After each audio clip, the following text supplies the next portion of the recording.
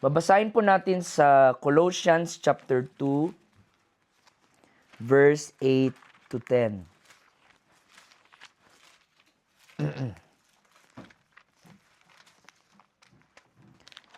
So, basahin ko mga kapatid, Colossians chapter 2, verse 8 to 10. See to it that no one takes you captive through philosophy and empty deception, according to the tradition of men, according to the elementary principles of the world, and not according to Christ. For in Him all the fullness of deity dwells bodily, and in Him you have been filled. Sa King James, and you are complete. Lahat magsabing complete. Complete. Okay? You are complete in Him who is the head over all rule and authority. So, alam nyo naman kung ano pong pinaka-topic natin. Wala naman tayo ibang topic kundi si Jesus. Si Jesus Christ. So, ang pamagat ng ating pag-usapan ngayon is, what do I have when I have Jesus? Ano ba ang meron ako pag maglingkod ako kay Jesus? Bakit paulit-ulit na sinasabi ang Jesus na yan? Sa bawat kanta, sa bawat pangangaral, laging Jesus, Jesus. Ano ba ang meron sa Jesus na yan? Bakit ako maglilingkod sa Kanya? At ano ang matatanggap ko kung ako ay maglingkod kay Jesus? And by the way, after po nito, bago tayo kumain, we also welcome kung meron pong may mga questions regarding the Bible, and we will do our best to assist you na magbigyan ng clarity, anumang bagay na kailangan nyo ng kasagutan, mga kapatid. So, gusto ko pong sabihin unang-una na wala pong katulad si Jesus. There is nobody like Jesus. According sa statistics, merong billions of people in the world. I think 8 billion. Pero ngayon yata is magna-9, magti-10 billion na ata ang population natin ngayon. Pero out of 10 billion, walang katulad kay Jesus. Walang makakapantay kay Jesus. Yung kanyang buhay, yung kanyang turo, ang pinaka binabasa na libro sa lahat. At itong Bible, ito po ang pinaka most translated book in the whole world. 3,500 languages ang translate para lang mabasa ng iba't ibang lahi ang Bible. Hindi pa kasama doon yung mga dialect, no? Katulad ng sa atin may Pilipino pero marami, di ba? May Bisaya, may Ilonggo, may Ilocano. So, hindi pa yun kasama. There are more than 4,000 translations para lang dito sa Bible na ito. So, don't tell me na this is just a book, no, or ordinary book. Dahil how come na itong libro na to ay 2,000 years old na ang edad, pero hanggang ngayon ay binabasa pa rin ng marami. At hindi lang binabasa, kundi ang daming taong nababago ang buhay by just studying the book. Nakapagbasa na ba kayo ng William Shakespeare na libro? Pag mabasa nyo yon, halos di nyo na maintindihan. Dahil yung language nun is already 1,000 years nang nakalipas. Maraming mga salita na nag-evolve na ngayon, kaya hindi na natin maintindihan yung salita noon. Bigyan ko kayo ng halimbawa. Yung word na gay, anong meaning ng gay? Huwag mahiya. Ano yung gay? Bakla. Pero hindi talaga bakla ang meaning ng gay. Originally, ang meaning ng word na gay ay happy. Kaya, so, yun ang origin. Sinabing, I feel gay, I feel happy. Pero dahil dumadami yung mga kabaklaan at sinasabi nila na masaya maging bakla, kaya kinuha nila yung salitang yon. At ngayon, wala nang nakakaintindi na ang meaning ng gay ay happy. Ang meaning na ng gay ay kabaklaan. But, when it comes sa Bible, mas luma pa to sa libro ni Shakespeare. Mas ancient pa, Pero bakit hanggang ngayon, yung kanyang mga turo, yung kanyang mga sinasabi, ay applicable pa rin sa panahon natin ngayon? Ganon kagaling ang salita ng ating Panginoon. Si Jesus Christ, siya ang pinaka-influential na tao sa buong mundo at sa buong human history. Pwede niyong i-search who is the most famous person na nag-exist dito sa mundo. Ang number one doon, makikita niyo si Jesus Christ. Si Jesus Christ ang pinaka sikat, mga kapatid, na nilalang na nag-exist dito sa ating mundo. In-inspire ni Jesus ang music. Si Jesus, hindi naman siya singer. Si Jesus, hindi rin siya musician. Si Jesus, hindi rin siya composer. Pero ngayon, libo-libong kanta ang nakadedicate para kay Jesus Christ. Ganon yung influence ni Jesus pagdating sa kantahan. Pati yung ating kalendaryo ay nakabase sa pagkasilang ni Jesus Christ. Ano yun? Yung BC. Sinabing 1000 BC, ano ibig sabihin ng BC doon? Before Christ. Yung hindi BC na BC, yung BC, letter B, letter C. Before Christ. So, ang pangtansya ng panahon ay yung pagkasilang ni Christ, mga kapatid. Kahit mga atheists, ganyan din sila magsalita. You know, in 20 BC, kahit hindi sila naniwala kay Jesus Christ, ginagamit nila yan dahil si Jesus naging basihan ng kalendaryo, mga kapatid. Praise God. Medicine ay in-inspire ni Jesus Christ. Noon, sa panahon ng Romano, ang meaning ng cross ay kahihiyan yan eh. Lahat ng mga kriminal, pinapatay sa cross. So pag ikaw ay pinatay sa cross, ay namatay ka ng kahihiyan. Yun ay skandalo. Pero dahil si Jesus ay namatay sa cross, pag nakakita na kayo ng cross ngayon, ano nang pagkatanaw nyo? Di ba, hindi na kahihiyan. Sometimes, inisip nyo, may hospital ata dyan. Pero mga hospital, laging may cross. Red cross, green cross. Laging may cross. Binago ni Jesus yung imahe ng cross dahil siya yung namatay doon sa cross. Ganon ka-influential si Christ. Charity works, human rights. At partida pa to, mga kapatid, ilang taon lang si Jesus nandito sa mundo? 33 years. 33 years lang siya nabuhay, Ilang taon ka na, Brother Moses? 43. Mas matanda ka pa kay Jesus kumpara sa tagal ng panahon sa mundo. Pero 33 years lang siya nabuhay.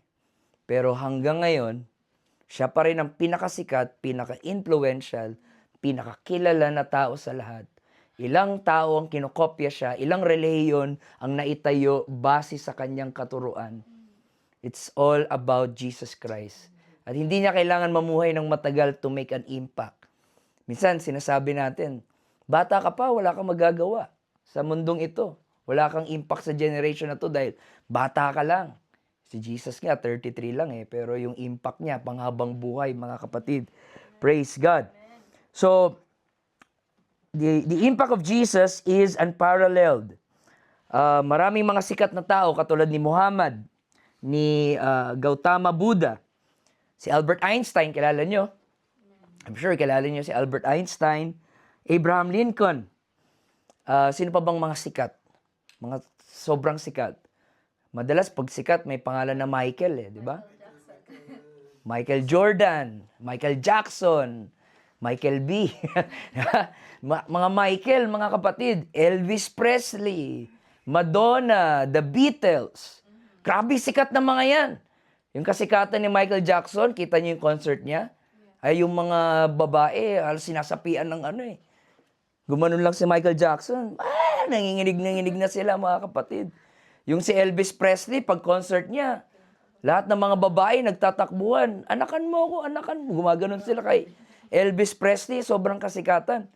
Pero lahat ng yon, hindi pa rin sila papantay sa kasikatan ni Jesus Christ. Walang tatalo sa ating Panginoong Jesus, mga kapatid. So, bakit ako maglilingkod kay Jesus? Why do I have to serve Him? Ano ba ang meron? Let me give you 5 answers for that, mga kapatid. Okay? Bakit ka dapat maglingkod kay Jesus? Number 1 is forgiveness. The forgiveness of your sins. Walang ibang tao na narito sa mundo na sinabi na hindi ka mapapalangit hanggat hindi kita mapapatawad sa iyong kasalanan. Okay? Si Jesus Christ ang nag-offer ng forgiveness. Now, tandaan natin, ang kasalanan is a universal problem. Pag sinabing universal, sabihin lahat tayo guilty dyan. Okay? Alam ko, gwapo si Kyle, gwapo si, pangalan mo? Cedric. Pero, nagkasala na tayo, di ba, Cedric? O, pag sinabi mong hindi, nagkasala ka na naman doon. So, gwapo kayo, maganda kayo, no? Pero the truth is, lahat tayo ay may problema. Ano ang problema? Meron tayong mga kasalanang nagawa. Okay? Meron tayong mga kahiyahiyang mga nagawa na maaring hindi alam ng karamihan, maaring ikaw lang nakakaalam, pero alam mo sa sarili mo na mali. Kahit yung mga ganyang bata, kanilang murang edad, kahit hindi pa sila knowledgeable sa Bible, yung konsensya sa loob nila nagsasalita na that is bad, that is not good. Aware na tayo dyan. So lahat tayo ay may problema sa kasalanan. Mapapastor man yan, pare man yan, o police, evangelist, kahit ano pang katayuan niya sa mundo, lahat tayo ay nagkasala. No? Sa Romans chapter 3, verse 23, mababasa po natin doon, for all have sinned and fall short of the glory of God. Okay, lahat po tayo ay nagkasala sa harapan ng Panginoon. Now, pwede niyong tanongin, ano naman kung nagkasala? Lahat naman pala tayo nagkasala, hindi naman big deal yun. Ito ang dahilan bakit big deal ang kasalanan. Basahin natin ang Romans chapter 6, verse 23. Praise God, paki-prepare ni ng Analisa and then pabasahin natin si Cedric, Brother Cedric muna. Ito 23, Pastor. Sige, basahin mo dun, Cedric. Tagalog po yan. Tagalog. May English din. Sige, Tagalog. Basahin mo yung Tagalog. Yung may red. Yung 23. Ayan. Sapagkat ang kabayaran ng kasalanan ay kamatayan. Datapuat ang kaloob na walang bayad ng Diyos ay buhay na walang hanggan kay Kristo Jesus na Panginoon natin. Amen. So, anong problema sa kasalanan? Ang problema sa kasalanan ay may kabayaran po yan. At ang kabayaran ay ano? Kamatayan. Bakit di pa tayo patay? Ba't buhay pa rin tayo? Dahil ang Diyos ay may grasya, pero yung mga kasalanan natin, kung hindi pa natin yan pagsisisihan, iniipon natin yan. Para po yan credit card, mga kapatid. No? Meron ba kayong mga credit card? Diba? Yang, kung gusto mong masira buhay mo, no? Karoon ka ng credit card. Dahil grabe ang temptation yan. Kasi bili ka ng bili, di mo nakikita yung expenses, pero pag panahon na ng bayaran, ay pananagutan mo na.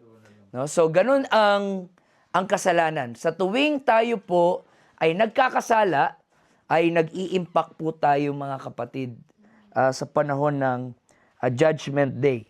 Praise God. So, ang tao ay hindi pupunta sa impyerno dahil lang sa kasalanan, dahil lahat naman tayo nagkasala.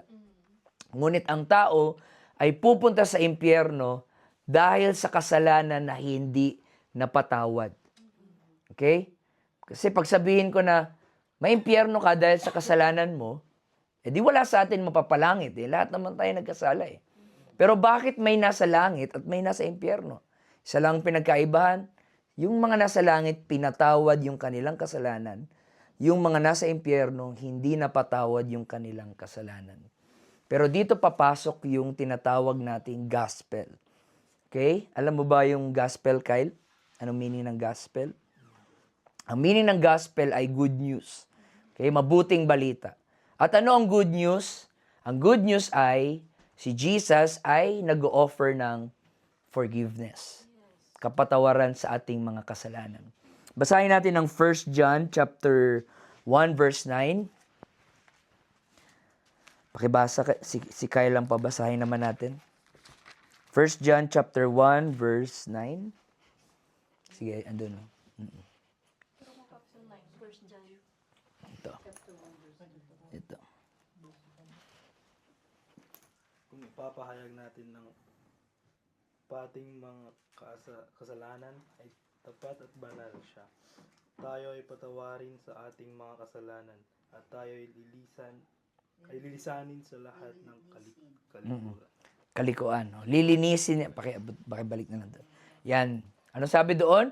Kung tayo daw ay aamin sa ating mga kasalanan, tapat ang Diyos na magpapatawad sa atin. Kapatid, huwag kang matakot lumapit sa Panginoon. Hindi siya katulad ng mga tao. Ano ang tao? Pag mag-sorry ka, ang dami pang sumbat. Diba? Nagkasala ka, pag maglalapit ka, bang kapal mo kapal ang mukha mo, lapit ka pa dito.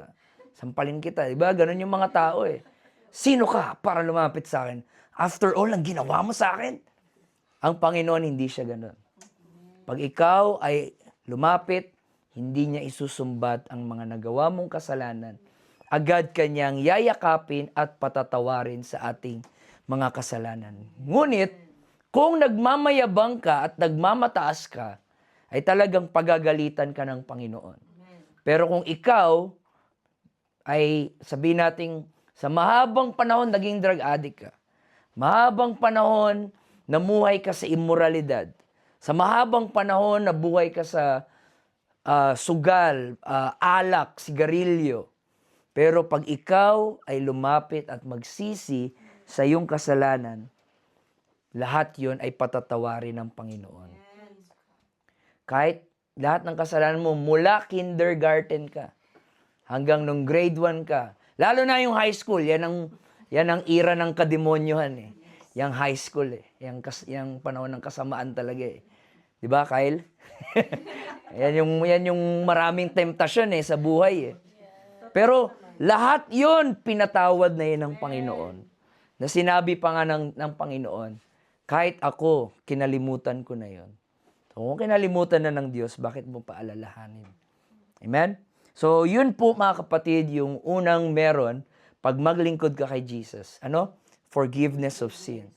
Sabihin mo, Pastor, gusto ko pa rin kay Allah eh. Gusto ko pa rin kay Buddha. Okay. Ang tanong, kaya ka ba niyang patawarin sa iyong kasalanan? Oo, Pastor. Anong pruweba mo? Patay na nga sila. Paano kung mapatunayan na patay na sila? May mga kabaong sila. Pwede mong bisitahin ngayon. May kabaong si Buddha, may kabaong si Allah. Pero si Jesus Christ, may kabaong pero walang laman. Bakit walang laman? Buhay yung ating Panginoon na pinaglilingkuran. Amen? At naniniwala ako, nandito siya ngayon. Hindi natin nakikita, baka katabi siya ni Kyle. Andyan si Jesus ngayon sa tabi mo. Amen? Pangalawa mga kapatid is eternal life in heaven. Eternal life in heaven. Alam natin yung verse na John 3:16. For God so loved the world that He gave His only begotten Son, that whosoever believeth in Him shall not perish, but have everlasting life. Buhay na walang hanggan. Now, lagi ko sinasabi to na mamili ka ng forever mo. Dalawang forever lang ang pwedeng mangyari sa'yo. Forever sa langit o forever sa impyerno. Saan mo gusto? At ito ang principle. Pag pinili mo si Jesus, dadalhin ka niya sa heaven forever. Ngunit pag nineglect mo si Jesus, dadalhin ka niya sa lugar kung saan wala siya. At ano yung lugar na wala siya? Ang impyerno. Eternal hell. So mamili ka ng forever mo. Forever in heaven or forever in hell. So yun ang nakakatakot pag wala kang Jesus sa buhay. Ano mo kung nakakatakot? Pag mamatay ka, hindi mo alam saan ka pupunta. Kasi alam mo na hindi ka naglingkod sa Panginoon. Pero pag naglingkod ka kay Jesus, kaya mong harapin ang kamatayan ng walang takot. At sasabihin mo pa na, for me to live is Christ and to die is gain. So yung buhay na walang hanggan mga kapatid, eternal life. Kasi dito sa mundo, walang eternal dito sa mundo. Yung business natin, Brother Moises, di naman to habang buhay. Yung pera natin, hindi naman yan habang buhay. Kailangan natin yan. Pero hindi yan sila habang buhay. Pagka tayo ay namatay na, wala man tayong madala kahit pako. Hindi man natin madala kahit pako man lang. O kahit barya man lang, hindi natin madala. At ang tanging madadala lang natin ay yung ating mga sarili. Yung ating kaluluwa ang haharap sa Panginoon, mga kapatid. So wag tayong mag-invest ng sobra sa temporal na bagay. Kasi, mafru-frustrate ka. Tingnan mo yung mga addict sa iPhone, di ba? Ngayon, tuwan-tuwa sila. Pinag-ipunan pa nila. Sa Pinas, madami. Ewan ko dito, hindi naman. Sa Pinas, madami yan eh. Pinag-ipunan nila, wow, latest na iPhone. Nagkabaon-baon na sa utang, kung saan-saan na nanghiram. May iba, binenta yung kidney nila, mga kapatid, para lang makabili ng latest na iPhone. Sabay pagka next month, lumabas na naman yung bago. So, nainis na naman sila. So, mahirap pag dyan mo i-invest ang buhay mo. Sa sasakyan, sa kasalanan, lahat yan masaya pero temporal lang. Ayaw natin ng temporal. Gusto natin ng eternal. Praise God. Pangatlo, mga kapatid, is a new identity. New identity. 2 Corinthians 5:17, ang sabi po doon, if any man be in Christ, he is a new creature. All things are passed away. Behold, all things are become new. Now, sino dito ang aminado na meron kayong mga madilim na nakaraan? Taas ang kamay. Ako lang Brother Joseph, parang wala talagang banal na yan. Hindi yan madilim na nakaraan. Sobrang dilim na nakaraan. 'Di ba? Lahat tayo mga kapatid ay may mga nakakahiyang nakaraan na ayaw na nga natin pag-usapan. Ni maalala ayaw natin. Isinusumpa natin yung sarili natin doon. Pero alam nyo kinaganda, at pag nakagawa tayo niyan, nangangarap tayo ng isa lang I hope pwede akong mag-start ulit. I hope pwede akong mag-start ng new life at ayusin ko na talaga. Yung wala nang liko-liko, wala nang sira-sira. Pero hindi mo na kailangan ng mag-start ng new life. Maglingkod ka kay Jesus at ikaw na ay bagong nilalang sa harapan ng ating Panginoon, mga kapatid. Amen? You are a new creature. Bago ka nang nilalang. Huwag niyong antayin. Siguro next time, Brother Joseph, pakinggan natin yung testimony niya. Magugulat ka na ganun pala siya. Hindi ka makapaniwala sa ganyan-ganyan lang yan, pero ang daming chicks yan. Noon, mga kapatid, no? Noon. Pero, tingnan mo ngayon, parang isipin mo, ibang Joseph ba yun at ibang Joseph na ba to? Kasi parang ibang-ibang nila lang sila Bakit? Binago siya ng ating Panginoon. New identity in Christ. Pang-apat po is you have God's presence or ang presensya ng Diyos. O pwede nating tawagin na Holy Spirit. No, ang Spirit ni Lord ay nasa iyo. Hindi mo kailangan mag-antay ng langit para maranasan ang presensya ng Panginoon. Sa power ng Holy Spirit, pwede mo nang maranasan ang presence ng ating Panginoon. Saan nakakatulong ang Holy Spirit? Sa mga panahon na mag-isa ka. Sino magko-comfort sa iyo? Sino magpapalakas sa iyo? Aasa ka pa rin ba sa ibang tao para mag-comfort sa iyo? No, huwag kang umasa sa ibang tao. You have the Spirit of God na siyang magpapalakas sa iyo, mga kapatid, every day. John chapter 14, verse 16 to 17. Hindi ko nabasahin, para maano natin yung time natin. Diyan po natin mababasa na sinabi ng Panginoon, I will send another comforter na siya ang magko-comfort sa atin. Praise God. Ako, mga kapatid, mukha lang akong teenager, pero 32 years old na ako. And I've been through a lot of painful moments in life. Ilang beses ko nang naranasan na mamatayan ng mahal sa buhay. Namatay yung father ko, 9 years old. And then yung dalawa kong lola sa both side ay nasa harapan ko nung sila po ay namatay. At depression, pinagdaanan ko din po yan. Suicidal attempts, naranasan ko rin po yan. Naranasan kong 3 araw magkulong lang sa bahay. Di naliligo, di na kumakain. At haba na ng bigote ko, mga kapatid, di na nag-aahit. Amoy putok na sobrang kadiri na talaga na nakatira ako sa kondo. Plano ko na talaga no na i-give up yung aking buhay nung panahon na yon. Pero mga kapatid, sa tulong ng Holy Spirit, siya ang nag-comfort sa akin. Siya ang nagpalakas sa akin, mga kapatid. Kung wala ang Holy Spirit, wala na ako ngayon. Wala na kayong gwapong nakikita ngayon na nagtuturo ng Bible study. Praise God. Kaya magtataka, bakit yung mga Kristiyano, kahit wala masyadong pera, kahit namatayan na ng mahal sa buhay, nakangiti pa rin, naglilingkod pa rin sa Panginoon, kasi may pressure sa loob na nagbibigay ng kalakasan sa amin. Right? Yung bola nga, 'di ba, yung bola, kahit itapon mo yan sa tubig, hindi yan lulubog eh. Kasi yung pressure sa loob mas malakas kaysa sa pressure sa labas. Kaya hindi siya malubog-lubog ng kahit anong lawak ng tubig.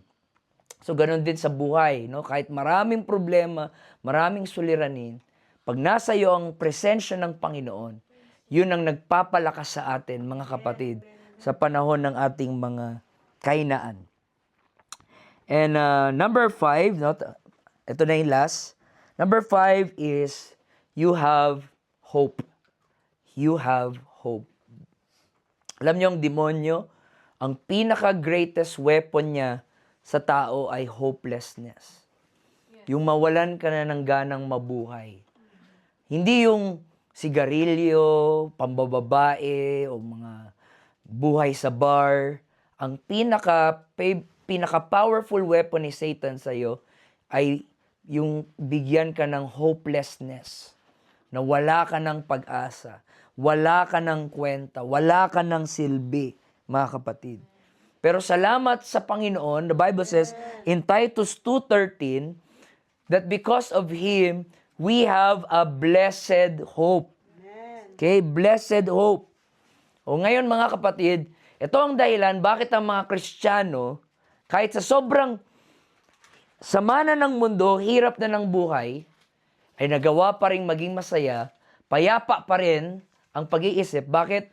We are looking for that blessed hope. And our hope is not in the world. Our hope is in the heavens. Amen? Tingnan nyo yung COVID. Yung COVID ang nagpatunay na mahirap na umasa ka sa mga bagay sa mundo. Nung panahon ng COVID, bagsakan lahat ng mga big businesses, mga negosyo, nag-collapse, mga kapatid. Pati showbiz, collapse. Pati sports, collapse. Kita niyo si Coco Martin, di ba? Nag-iiyak-iyak doon eh, nag-post siya eh. Paano na yung buhay ko? Paano ko pakakainin yung pamilya ko? Walang kami ng trabaho. Di ba? Iiyak-iyak na siya, mga kapatid. Dahil mahirap, pag inasa mo lang yung hope mo sa mundong ito, paano pag nawala yan? Eh di wala ka na ring hope. O, patay ka na, di ba? Pero pag ang hope mo ay nasa Diyos na hindi namamatay, hindi mawawala, hindi kailanman babagsak, hallelujah, kahit pa mag-COVID pa yan forever, meron pa rin tayong hope. Actually, pwede nyo nga i-search sa internet yung How to Save the Earth. Magulat kayo. Nagbigay sila ng 90 steps to save the earth. 50 steps to save the earth. Pero alam niyo yung totoo, mga kapatid, nakasulat na sa Bible na ang earth, hindi na talaga yan gaganda. Climate change, mangyayari na talaga yan. Lalong iinit yung araw, yung ice doon sa Antarctica, matutunaw yan. Mahihirapan na tayo kumain, mahihirapan tayong uminom, yung mga corrupt na politicians, kukunin nila lahat ng kayamanan at tayong mga nasa ibaba, maghihirap tayo, magdurusa tayo. Anong gagawin mo sa mga panahon na yan? At napakalapit na. At ramdam na natin yan.